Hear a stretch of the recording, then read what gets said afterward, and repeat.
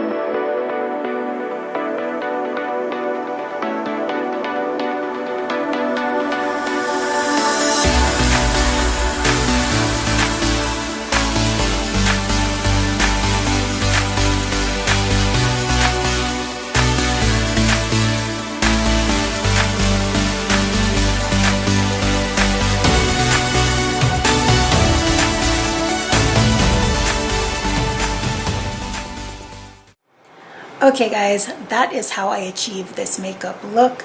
I really enjoyed it and I'm pretty sure that I'm going to try and challenge myself to do other makeup looks with colorful eyeshadows because I thoroughly did have fun in creating this look. It's fun to challenge yourself sometimes, especially if you're planning on making use of what you have as opposed to buying new makeup. I still want to be giving you makeup looks, but maybe not necessarily with all the new makeup products that are coming out. We're going to be pulling out our old go-to makeup and see what we can do with them. So if you guys like this tutorial and have not done so already, go ahead and click the red subscribe button down below. I would really appreciate it. And if you'd like to check me out on Instagram, it will be the first link in the description box. You can always find a list of the makeup products that I use to put makeup looks together, regardless of whether the video was makeup related or not. Till the next video, I hope you all are doing well, taking really good care of yourselves. I will see you all next time. Bye guys.